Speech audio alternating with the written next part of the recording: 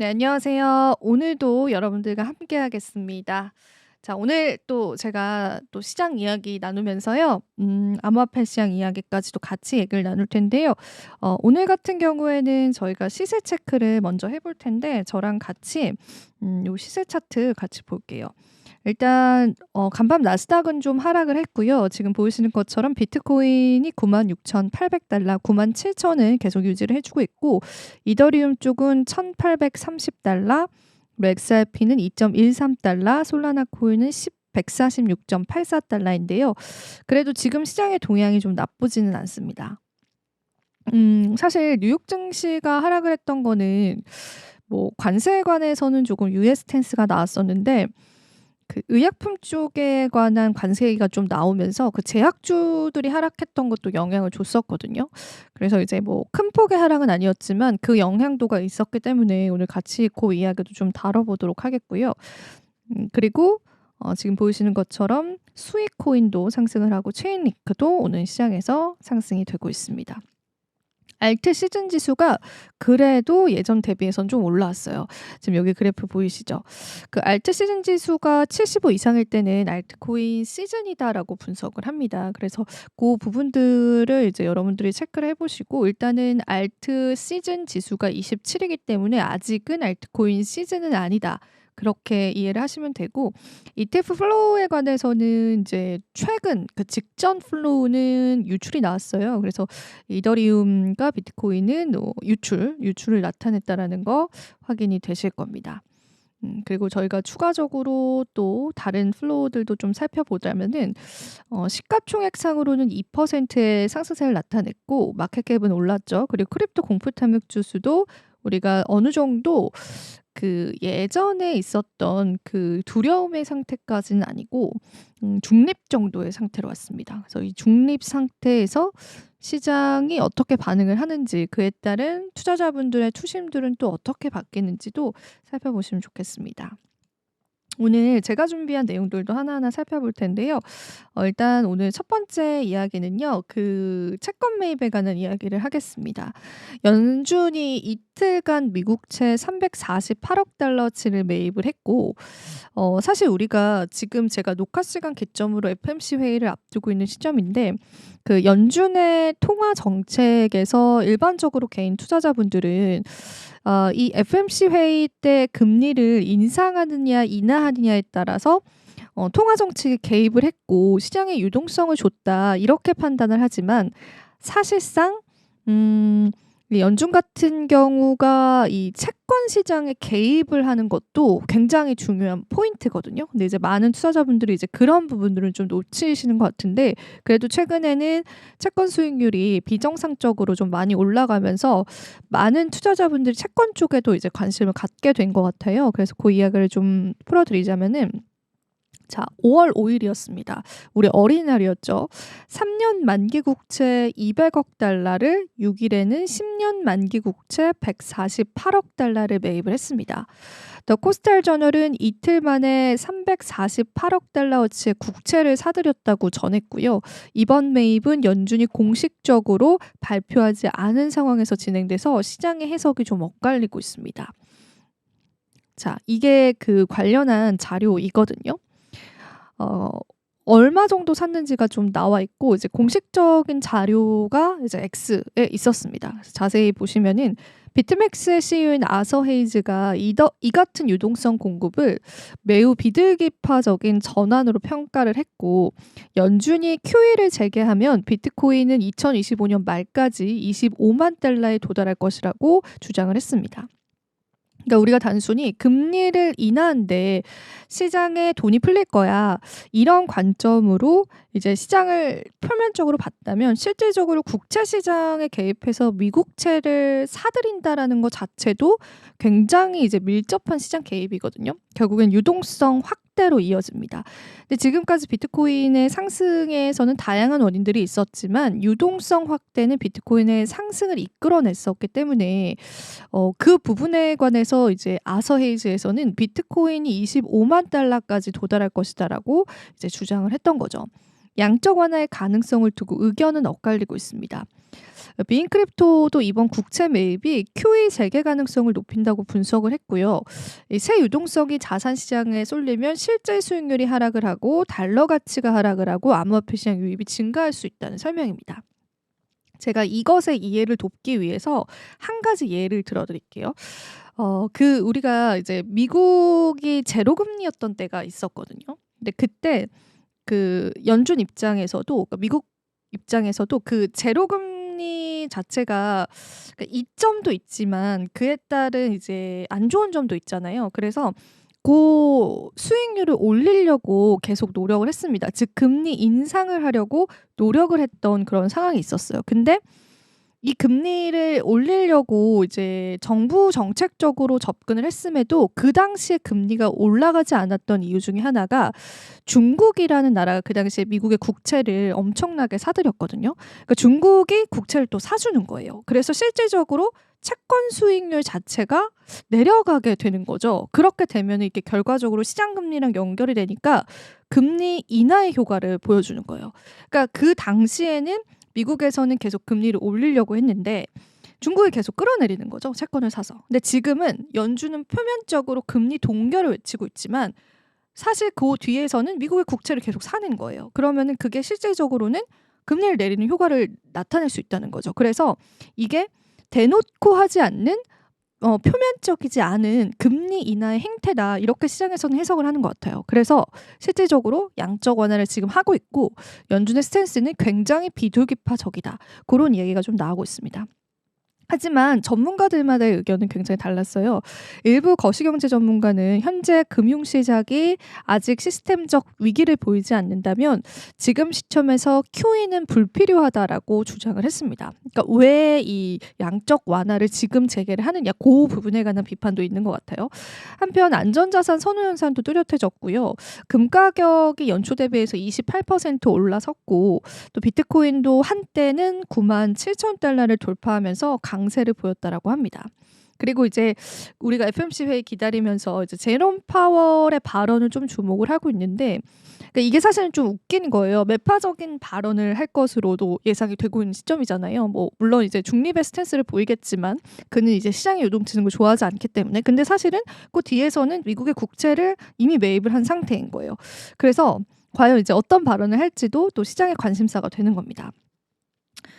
만약에 구체적인 뚜렷한 방향성이 없는 것 자체가 시장 불안감을 더 준다라는 의견도 있어요. 그러니까 차라리 확 매파적이거나 확 비둘기파적인 괜찮은데 지금은 계속 애매모호한 형태를 보여주고 있다는 거죠. 근데 시장이 가장 싫어하는 거는 불확실성입니다. 그래서 그런 면에서는 이제 옳지 못하다, 그런 이야기들이 좀 시장에 나오고 있습니다.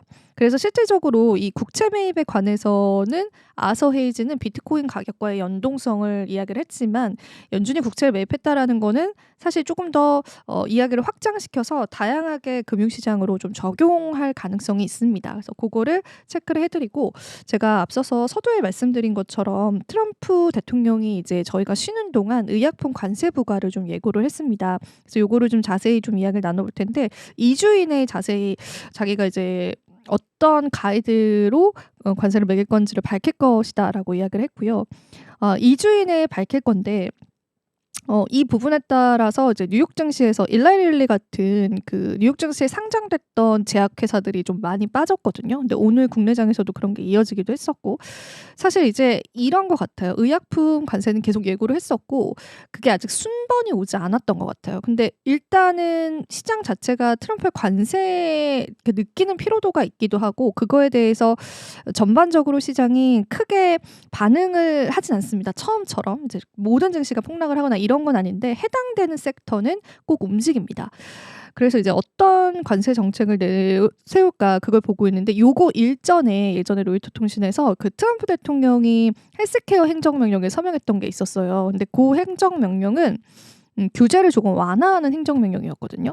예를 들자면 뭐 FDA 쪽이랑 계약을 승인이 돼서 품목 허가를 받고 뭐 계약을 맺게 될 때 그게 기한이 만약에 9년이라면 그거를 따로 추가 계약 없이 3년 연장시켜주는 그런 형태로 이제 이야기를 하면서 약간 그때는 제약업체들이 요게 이제 좀 호재다 이렇게 받아들여졌었는데, 실제로 고 행정명령과는 다르게 관세는 또 다른 영역이잖아요. 그래서 오늘 국내 제약주들도 굉장히 큰 약세를 좀 나타내고 있는 것 같습니다.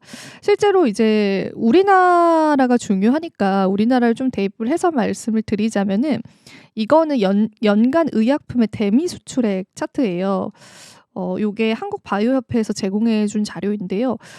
그 2024년도에만 39억 7,800만 달러예요. 그리고 이제 뭐 2021년, 2년, 3년도에도 좋기는 했었죠.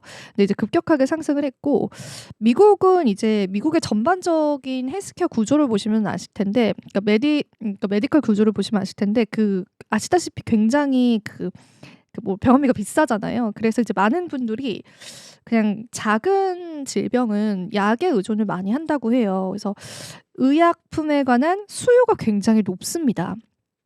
그래서 미국은 그렇기 때문에 약을 정말 많이 수출을 하고 2천억 달러 정도를 수출하는 걸로 알고 있어요. 근데 그중에 이제 한국이 39억 7,800만 정도 되는 거고 이게 하나로 환산하면은 5조 정도? 5조 좀 넘는 걸로 알고 있는데 그러니까 우리나라도 정말 수출을 많이 해요. 미국의 약품을. 그리고 4월달 수출 지표상으로 봤을 때도 미국으로 나간 의약품 수출도 되게 그 수치가 좋았어요. 그러니까 그만큼 국내 기업들이 이런 관세로 제약 기업들이 분명한 타격을 받아갈 것은 현재 예상이 되고 있는 시점인데요.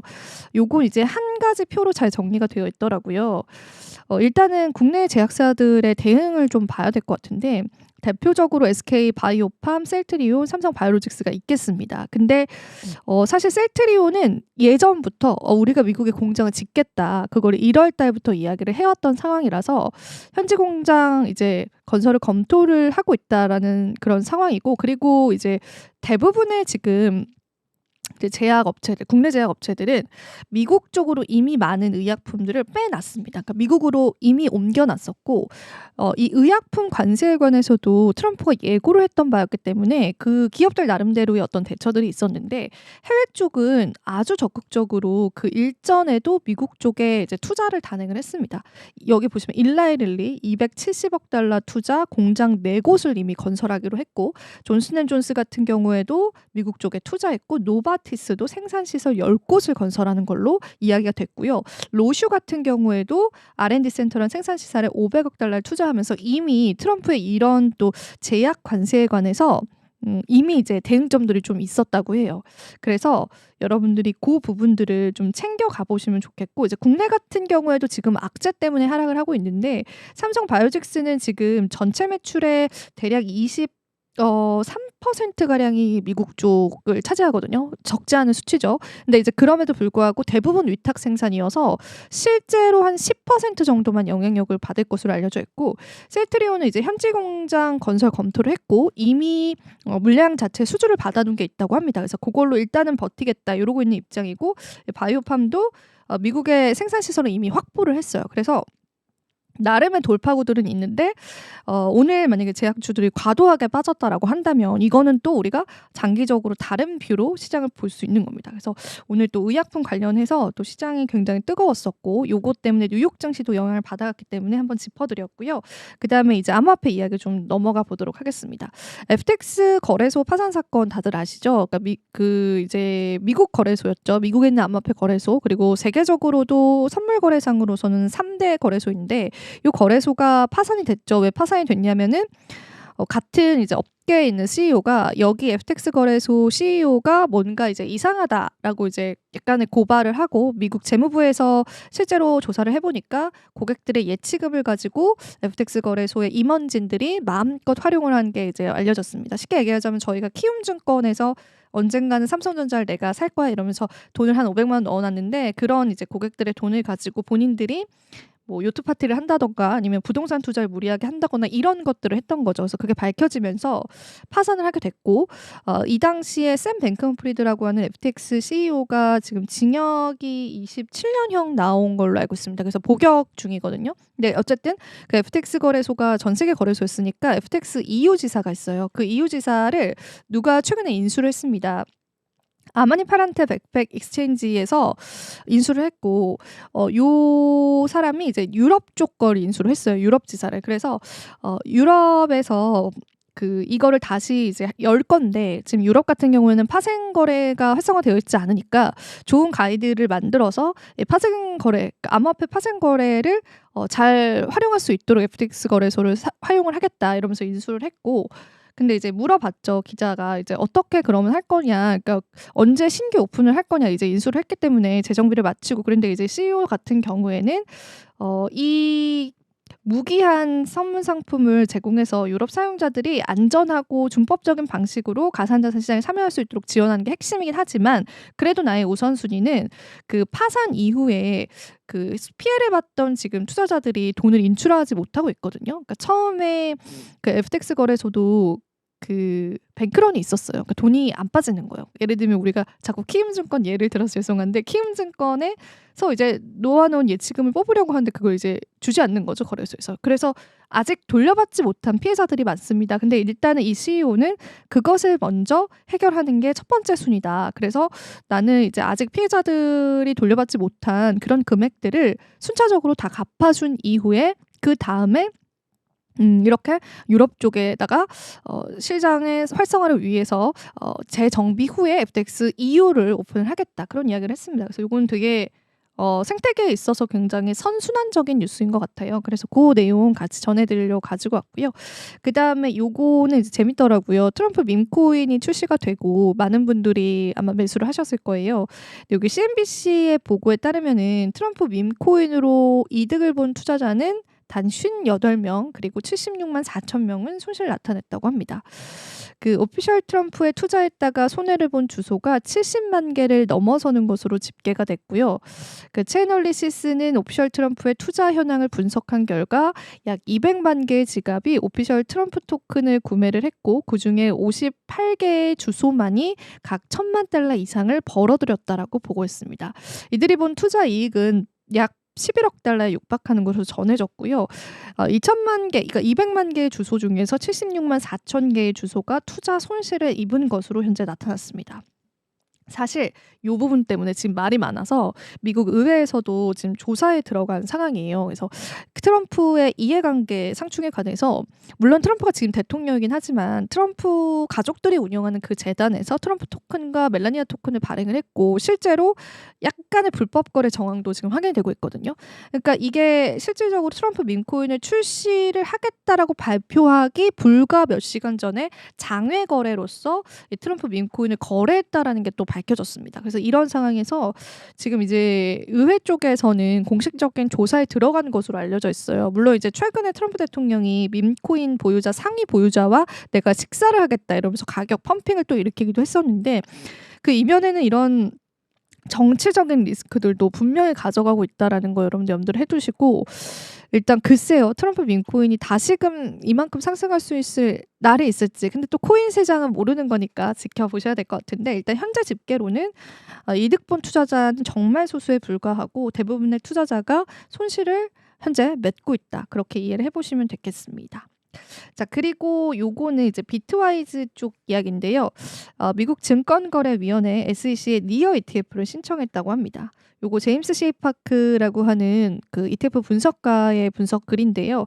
제임스 셰이파트가 X를 통해서 비트와이즈가 SEC에 니어 상장지수 펀드 출시를 위한 신청서를 제출했다고 전했고요. 요거는 이제 뭐 신청서를 제출했다라는 거지 뭐 요렇다고 해서 그게 신청이 완료됐다 요런 건 아니어서, 이게 뭐 크나큰 호재다 이런 것까지는 아니고, 지금 XRP도 반려가 된 상황이잖아요. 승인 지연을 현재 맡고 있는 상황이기 때문에 그냥 여러분들이 그냥 이제 승인이 될 때까지를 좀 기다려보면서 긴 호흡으로 이 뉴스는 해석을 해보시면 좋을 것 같아요. 그리고 요거는 이제 비트코인 차트인데요. 요거는 이제 마지막 소식인데, 그 비트코인의 중요한 가격은 95,000달러를 지켜줘야 된다고 합니다. 그래서 비트파이넥스에서 분석한 바로는 만약에 95,000달러를 그 6월 달까지 지켜줄 경우에 지금 96,000달러 정도거든요. 그때 이제 새로운 신고가, 새로운 최고가에 도달을 할 수 있다고 보고요. 이 하단 경계 역할을 수행을 한다, 그렇게 이야기를 했습니다. 그래서 95,000달러 유지가 실패되면 고 선이 다시 저항선이 되면서 단기적으로는 추가 조정과 하락 위험이 커진다라고도 전했습니다. 그래서 요거는 이제 기술적인 분석으로 여러분들 같이 한번 체크해 보시면 좋을 것 같습니다. 자, 이렇게 해서 저 오늘 또 다양한 내용들 여러분들과 함께 했습니다. 오늘 내용도 좀 재밌게 들어주셨기를 바라고요. 저는 다음 이 시간에 또 찾아뵐게요. 시청해주신 여러분 고맙습니다.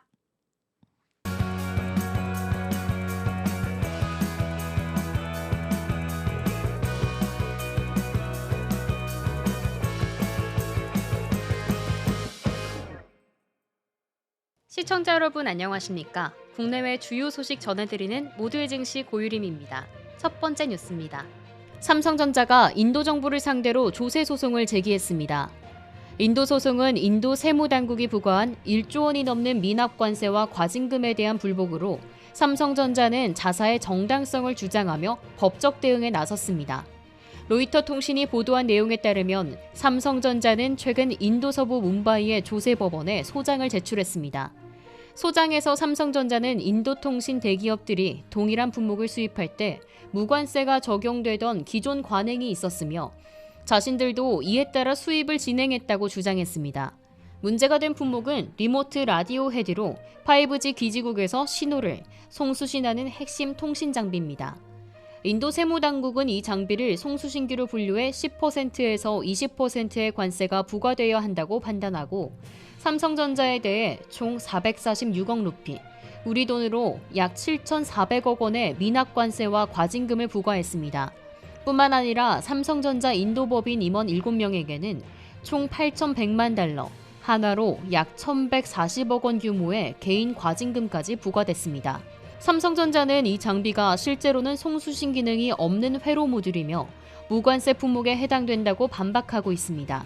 특히 2018년부터 2021년까지 약 7억 8,400만 달러 상당의 해당 장비를 한국과 베트남에서 수입하며 관세를 납부하지 않았고 해당 장비는 인도통신 대기업 릴라이언스 지오에 공급됐다고 밝혔습니다.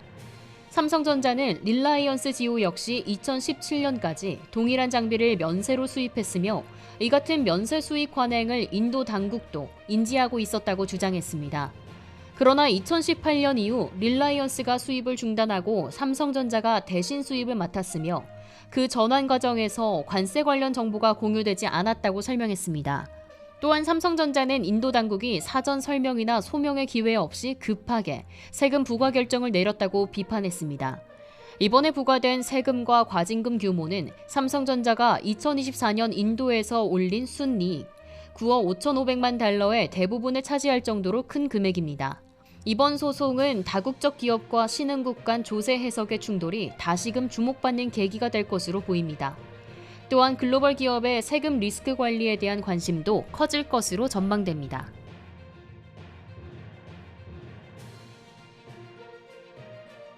SK하이닉스가 미국 인디애나주에 38억 달러를 들여 추진 중인 고대역폭 메모리 패키징 공장 건설이 지역 사회의 반발에도 불구하고 중요한 고비를 넘겼습니다. 공장 부지 변경을 위한 시의회 승인 절차가 통과되며 트럼프 행정부의 관세 압박을 피하려는 SK하이닉스의 현지화 전략도 탄력을 받게 됐습니다. 6일 인디애나주 지역 언론에 따르면 미국 인디애나주 웨스트 라피에시 시의회가 SK하이닉스의 새로운 반도체 패키징 공장 부지에 대해 6대3으로 용도 변경을 승인했습니다. 해당 부지는 퍼듀 대학교 인근의 주택용 부지로 공장 건설을 위해 상업용지로의 전환이 필요했습니다. 전날 열린 시청 공청회에는 100여 명이 넘는 지역 주민들이 참석했습니다. 공장 건설로 인한 환경 오염과 소음 피해를 우려한 주민들의 반대 목소리는 컸지만 결국 시의회는 역사상 최대 규모의 투자와 고용 창출 효과에 손을 들어줬습니다. 공청회 표결은 새벽 2시에야 마무리됐습니다. 이번 시의회 통과로 SK하이닉스의 현지 공급망 확장 전략은 한층 더 속도를 낼 수 있게 됐습니다. 부지 이전이 무산됐다면 SK하이닉스는 접근성과 확장성이 떨어지는 기존 부지에 공장을 세워야 하는 상황이었습니다. 새 부지는 기존보다 넓은 규모로 향후 생산량 확장에도 유리하며 SK하이닉스는 2028년 하반기 공장 가동을 목표로 본격적인 착공에 나설 계획입니다. 이번 투자 결정은 미국 내 생산 확대를 통해 관세 리스크를 줄이려는 전략으로 해석됩니다. 업계에서는 SK하이닉스가 8부 능선을 넘었다며 향후 인허가 절차가 원활히 진행될 경우 미국 반도체 시장에서의 입지 강화가 기대된다는 평가입니다.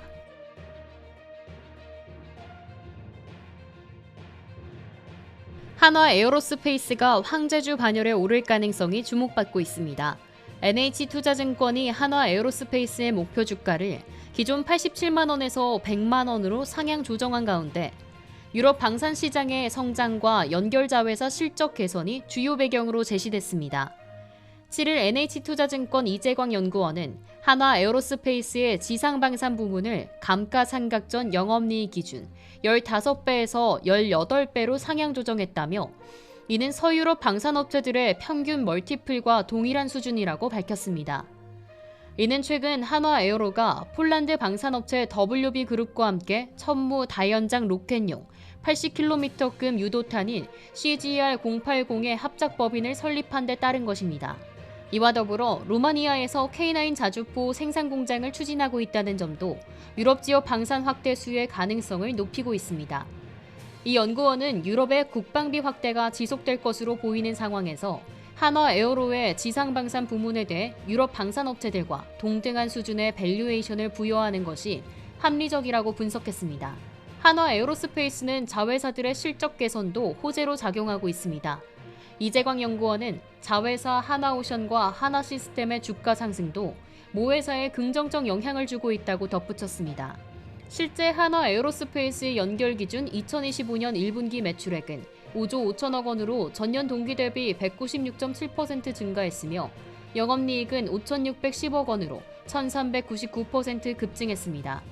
이 같은 실적 호조는 올해부터 연결 실적에 포함된 하나오션의 영향이 컸던 것으로 분석됩니다.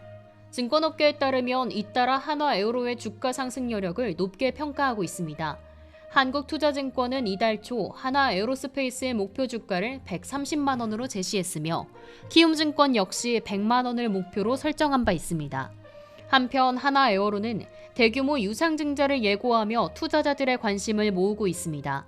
지난달 30일 금융감독원의 유상증자 신고서에 대한 2차 정정 요구에 응해 정정 신고서를 제출했으며 유상증자나 방식은 기존 계획과 변함없이 추진될 예정입니다.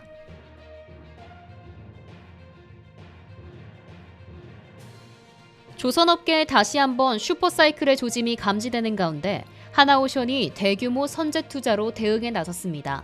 수천억 원을 들여 초대형 설비를 구축함으로써 밀려드는 선박 주문에 안정적으로 대응하고 추가 수주 기반을 마련한다는 전략입니다.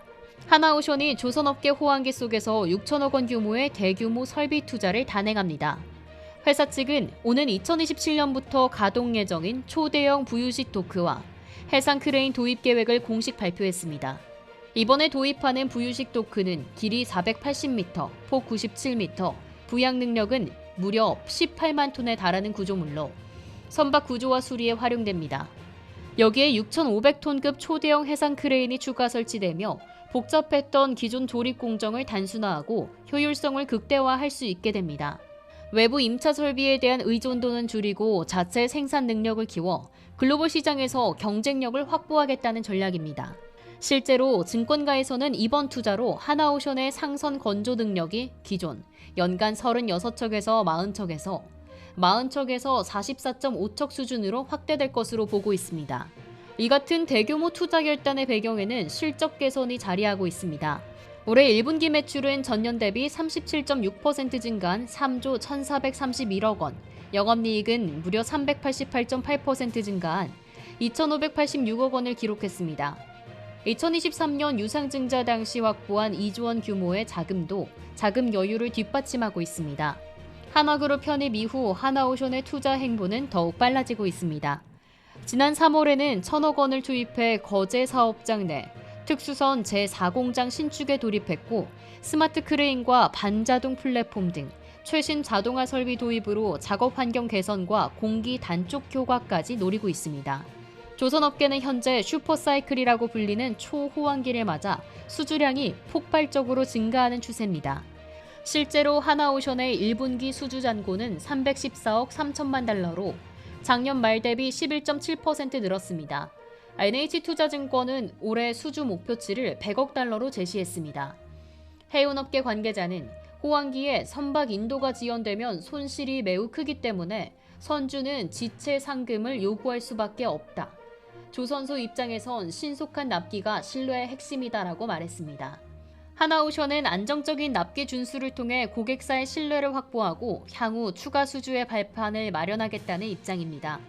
슈퍼사이클 속에서 생존을 넘어 도약을 준비하는 하나오션의 행보에 업계의 이목이 집중되고 있습니다.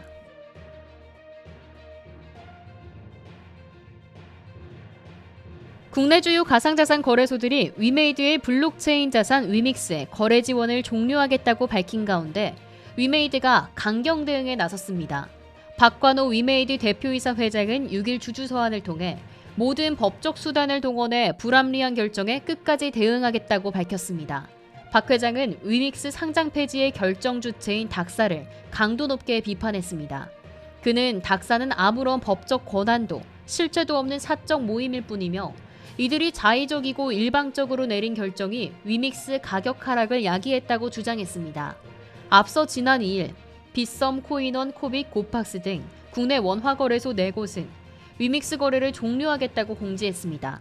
위믹스 해킹 사건과 관련해 원인에 대한 명확한 해명과 피해자 보상 방안이 충분히 제시되지 않았다는 이유에서입니다. 이에 대해 위메이드는 위믹스 메인넷 자체 보안 문제가 아닌 위믹스 플레이 브릿지에서 발생한 사고이며 거래소의 결정은 시장 신뢰를 저해하고 투자자들에게 피해를 전가시키는 것이라고 반박했습니다. 위메이드는 현재 법원의 거래 지원 종료에 대한 가처분 소송을 준비 중입니다. 위메이드 재단은 3일 긴급 기자간담회를 열고 정당한 절차와 법적 근거 없이 일방적으로 결정된 조치를 철회하겠다고 밝혔습니다. 한편 위믹스 상장 폐지 이슈와 별개로 위메이드는 자사의 게임 개발 및 글로벌 사업 전략에는 차질이 없을 것임을 분명히 했습니다. 박 회장은 기존 시장과 장르의 한계를 넘어 글로벌 시장 공략을 지속하고 있다며 일본에서는 5월 판타스틱 베이스볼 1미 프로를 출시하고 북미 시장 진출도 본격화할 계획임을 밝혔습니다. 또한 위메이드는 중국 시장의 규제 리스크를 줄이기 위해 홍콩 법인과 현지 업체들과 협력해 안정적인 사업 구조를 갖췄다고 덧붙였습니다. 중국 출시 예정인 미르엠은 오는 8월 정식 론칭될 예정입니다. 박 회장은 미르포와 나이트 크로우를 통해 확보한 토크노믹스 설계 노하우를 바탕으로 레전드 오브 이미르에서는 진화된 형태의 토크노믹스를 구현할 것이라며 올해 4분기 글로벌 출시를 목표로 개발 중이라고 전했습니다. 마지막으로 박 회장은 지난 25년 동안 수많은 위기를 돌파해온 위메이드는 여전히 도전 중이며 임직원 모두는 미래와 주주 가치를 위해 최선을 다하고 있다고 말하며 주주들과 투자자들에게 신뢰를 당부했습니다.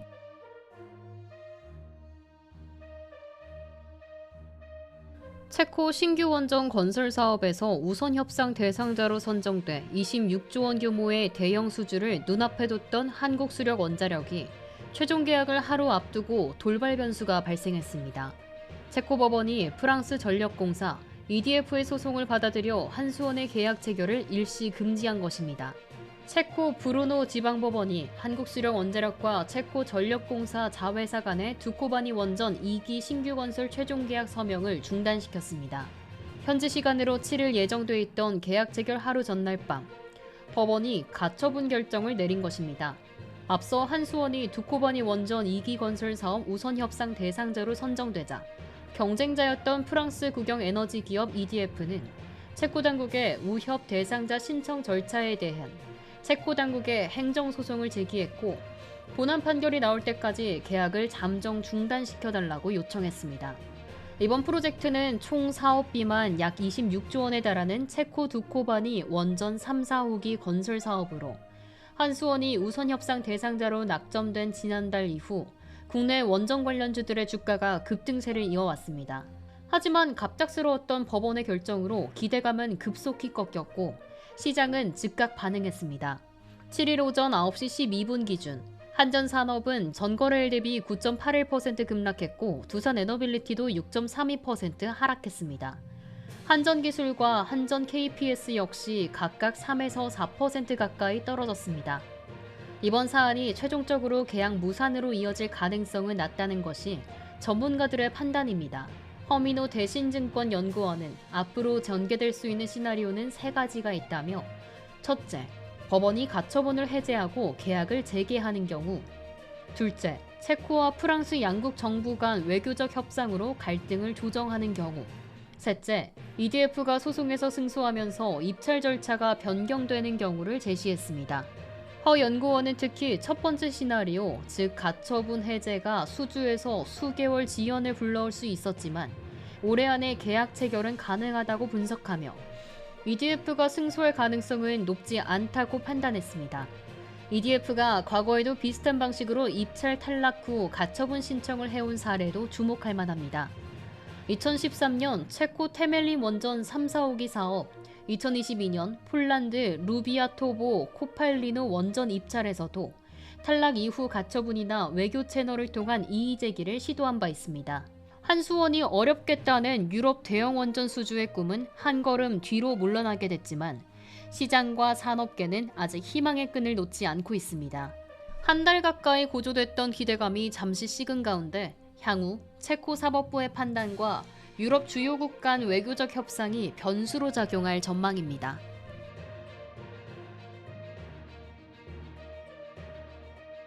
삼성 스마트폰의 심장이라 불리는 애플리케이션 프로세서 시장에서 퀄컴의 지배력이 점점 더 강해지고 있습니다. 삼성전자가 자체적으로 개발 중인 엑시노스 칩의 추격은 계속되고 있지만 퀄컴의 기술 장벽을 넘기는 아직 역부족이라는 분석입니다. 업계에선 올해 하반기가 삼성 시스템 LSI 사업부와 파운드리의 중대 분기점이 될 것이라는 전망도 나옵니다. 퀄컴의 최고 경영자 크리스티아노 아몬이 자사 실적 발표회에서 공개적으로 밝힌 자신감의 배경엔 삼성전자 스마트폰의 핵심 부품 공급망을 장악한 현실이 있습니다. 퀄컴은 올해 출시된 갤럭시 S25 시리즈 전 모델에 스냅드래곤 8 엘리트를 전량 공급했습니다. 이로써 삼성 스마트폰 AP 공급망에서 퀄컴이 차지하는 점유율은 75% 수준까지 오른 것으로 알려졌습니다. 반면 삼성전자 시스템 LSI 사업부는 자존심에 상처를 입었습니다. 내부적으로 야심차게 개발한 엑시노스 2500이 갤럭시 S25 시리즈 탑재에서 제외된 것입니다. 성능 부족이 원인이었고 이로 인해 LSI 사업부는 올 1분기 5천억 원 이상의 적자를 기록한 것으로 추정됩니다. 사실 시스템 LSI의 이런 상황은 처음이 아닙니다. 갤럭시 S23 시리즈에선 퀄컴이 AP를 100% 납품했고 S24 시리즈에서도 최고 사양 모델 울트라에는 여전히 퀄컴 칩만이 탑재됐습니다. 하지만 시스템 LSI는 하반기 출시 예정인 갤럭시 Z 플립 7을 통해 재기의 기회를 노리고 있습니다. 이번 모델에는 삼성 파운드리의 3나노 공정으로 생산된 엑시노스 2500이 처음으로 채택될 예정입니다. 다만 변수는 여전합니다. 파운드리의 3나노 수율이 아직 완전한 양산 체제로 자리 잡지 못했다는 지적과 엑시노스 칩 자체 성능에 대한 시장의 의구심도 풀리지 않았습니다. 더욱이 올해 말부터는 차세대 칩인 엑시노스 2600 개발에 돌입해야 합니다. 이 칩은 내년 초 출시될 갤럭시 S26에 탑재될 예정이며 삼성 파운드리는 퀄컴의 2나노 칩 수주도 노리고 있어 기술 완성도 입증이 필수적입니다. 업계는 올해를 시스템 LSI와 파운드리 사업부의 성패를 가를 분수령으로 보고 있습니다. 퀄컴과 TSMC의 강력한 연합을 상대로 삼성의 반격이 성공할 수 있을지 전 세계의 이목이 쏠리고 있습니다.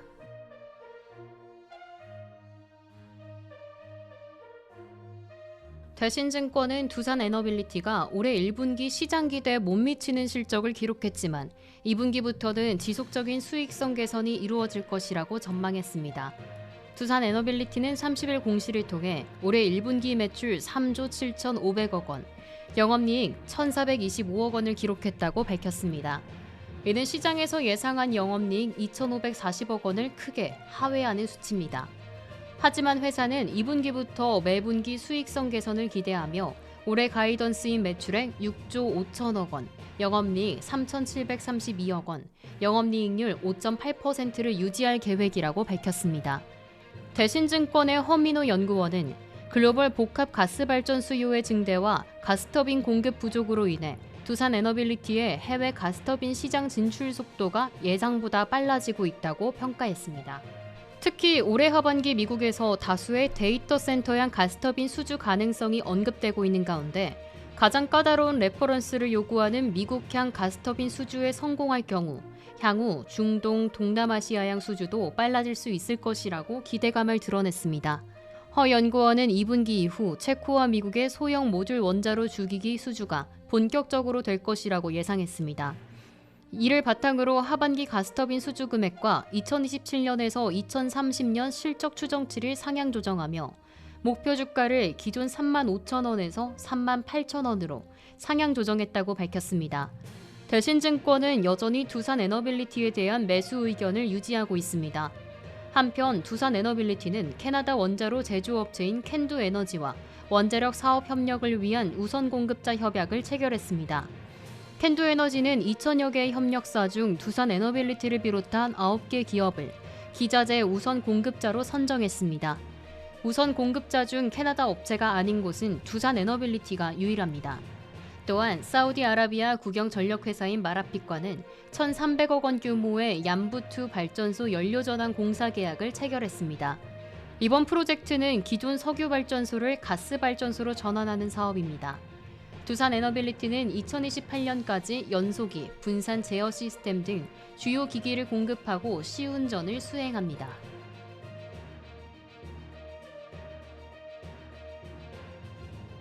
미국발 관세 리스크가 글로벌 IT 업계를 뒤흔들고 있습니다. 반도체, 특히 메모리 시장이 요동치며 삼성전자와 SK하이닉스 등 국내 주요 반도체 기업들의 실적에도 큰 변화가 예고됩니다. 미국 정부가 발표한 상호 관세 조치에 글로벌 정보기술 기업들이 일제히 반응했습니다. 관세 부과를 피하기 위해 재고 확보에 나서면서 반도체 가격이 급등한 것입니다. 시장 조사기관 디램 익스체인지에 따르면 지난 4월 PC용 범용 디램인 DDR4 8GB 제품의 고정 거래 가격은 전달보다 22.22% 오른 1.65달러를 기록했습니다. 고정 거래 가격은 삼성전자와 SK하이닉스 같은 반도체 제조사가 대형 고객사에 납품할 때 기준이 되는 가격입니다. 이뿐만이 아닙니다. 메모리 카드와 USB 등에 쓰이는 128GB MLC 낸드 플래시 가격도 같은 기간 11.06% 상승해 2.79달러로 집계됐습니다. 업계 관계자들은 이번 가격 상승이 단기적인 재고 확보 움직임에 따른 결과라고 분석합니다. 관세 유예 기간이 90일로 정해지며 주요 PC 제조사들이 그 전에 메모리를 대량 확보하기 시작한 것입니다. 업계 관계자는 미국 쪽 고객들이 예상보다 빨리 발주를 넣고 있어서 공급사 입장에서는 가격을 올릴 수 있는 명분이 충분하다고 설명했습니다. 이번 가격 상승은 국내 반도체 기업들에게는 반가운 소식입니다. 반도체 시장 침체에서 벗어나 회복세를 보이던 시점에 맞물리며 2분기 실적에 긍정적인 영향을 줄 것으로 보입니다. SK하이닉스 측은 지난 1분기 실적 발표 자리에서 관세 우려로 소비자들이 제품 구매를 서두를 가능성이 있어 교체 수요가 늘어날 수 있다고 전망했습니다. 김규현 SK하이닉스 디램 마케팅 담당은 최종 소비자 입장에서는 가격 인상 전에 제품을 구매하려는 움직임이 빨라질 수 있어 수요 촉진 요인으로 작용할 수 있을 것이라고 말했습니다. 업계는 이 같은 흐름이 최소한 올 2분기까지는 이어질 것으로 보고 있으며 고대역폭 메모리 등 고부가가치 제품에서도 가격 상승이 지속될 경우 삼성전자와 SK하이닉스 모두 사상 최대 실적을 노려볼 수 있는 전망입니다.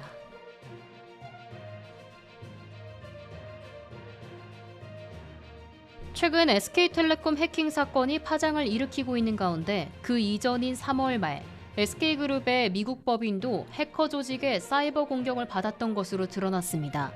SK그룹의 북미 대외 협력을 총괄하는 SK아메리카스가 랜섬웨어 해커 조직의 표적이 됐습니다. 지난 3월 말 해커들은 뉴욕에 위치한 SK아메리카스 사무실의 서버를 공격했고 SK그룹으로부터 금전을 요구하며 협박에 나섰습니다. 이들을 자초한 해커 조직은 킬린. 이들은 다크웹에 SK그룹 서버에서 1TB의 데이터를 탈취했다는 글을 남기며 48시간 안에 대가를 지불하지 않으면 자료를 공개하겠다고 주장했습니다. 하지만 이들이 제시한 시한이 지나도록 추가적인 정보 공격이나 공개는 이루어지지 않았습니다. 또한 해커 측은 유출된 데이터의 샘플도 공개하지 않은 상태입니다.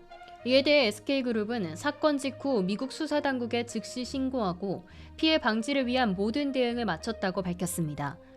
특히 해킹당한 서버는 기술이나 고객 정보와 무관한 서버로 민감 정보 요출은 없었다고 강조했습니다.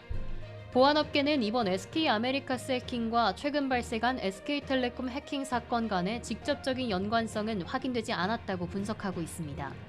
다만 해커 조직의 공격 대상이 대기업 계열사 전체로 확대될 가능성을 경계하고 있습니다. 주목할 점은 킬린 랜섬웨어의 배후로 지목된 세력입니다. 마이크로소프트는 올해 3월 초 발표한 위협 보고서에서 북한의 해킹 조직 문스톤 슬릿이 킬린 랜섬웨어를 사용한 정황을 포착했다고 밝혔습니다. 아직 SK그룹 해킹이 이들과 직접적으로 연결되어 있는지는 확인되지 않았습니다. 기업 대상 사이버 공격이 갈수록 정교하고 조직화되면서 보안 시스템에 대한 전면적인 재점검이 필요한 시점입니다.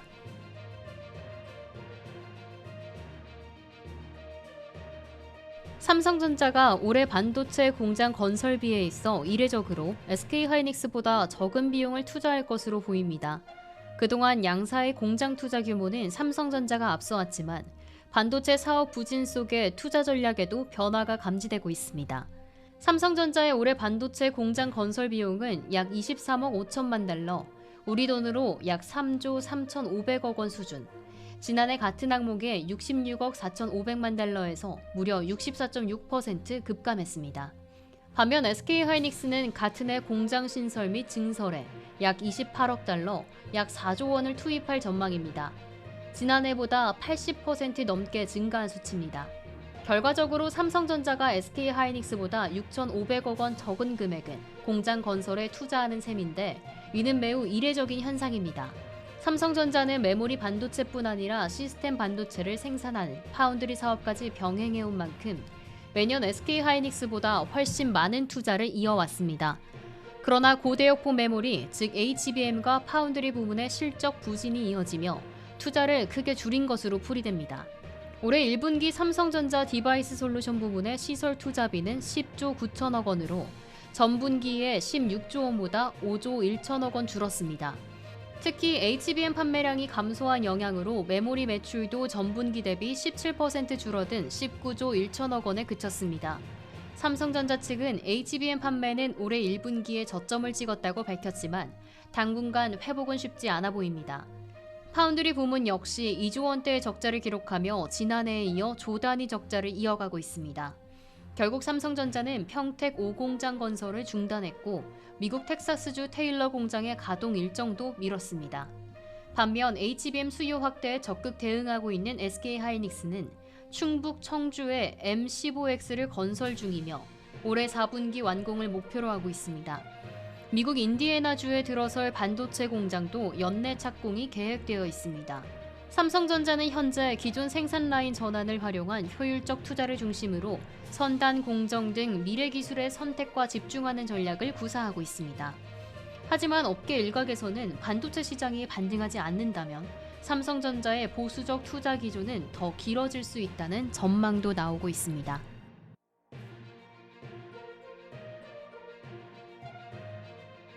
삼성전자가 삼성 SDI의 대규모 유상증자에 적극 참여하기로 결정했습니다. 이번 결정은 그룹 차원에서 배터리 사업에 대한 전략적 지원이 본격화됐다는 신호로 해석됩니다. 삼성 SDI는 확보한 자금을 전고체 배터리, GM 합작 법인 등 미래 사업에 집중 투자할 계획입니다. 30일 열린 이사회에서 삼성전자는 삼성 SDI의 주주 배정 유상증자 참여 안건을 가결했다고 공시했습니다.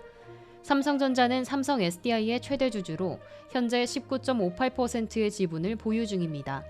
이번 유상증자 참여를 통해 총 3,340억 원을 출자해 주식 228만 4,590주를 확보할 예정입니다. 주당 가격은 14만 6,200원 기준이며 이는 구주주 배정 물량과 초과 청약 물량을 합산한 수치입니다. 최종 매입 수량과 금액은 다음 달 19일 확정되는 발행 가액에 따라 변동될 수 있습니다. 삼성전자의 이 같은 결정은 삼성 SDI의 유상증자 흥행 가능성을 높이는 주요 요소로 작용할 전망입니다. 시장에서는 이번 참여가 다른 주주들의 청약 참여에도 긍정적 영향을 줄 것으로 내다보고 있습니다. 삼성 SDI는 앞서 지난달 14일 미래 경쟁력 확보와 중장기 성장 가속화를 이유로 2조 원 규모의 유상증자 계획을 발표한 바 있습니다. 조달된 자금은 GM과의 북미 합작법인 공장 건설, 헝가리 공장 생산 라인 확대, 그리고 전고체 배터리 생산 라인 투자 등에 투입될 예정입니다.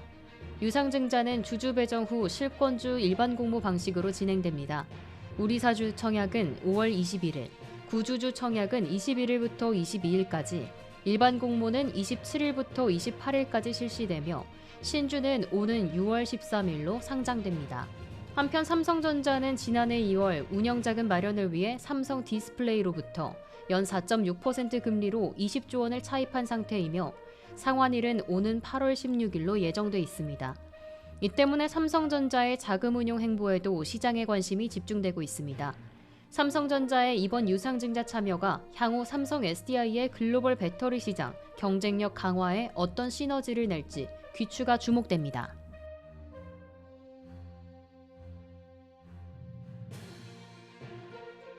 이상으로 모두의 증시 마칩니다. 본 방송에서 제공해드리는 정보는 투자 판단에 대한 조언일 뿐 해당 자산의 가치와 상승을 보장하지 않습니다. 시청해주신 여러분 고맙습니다.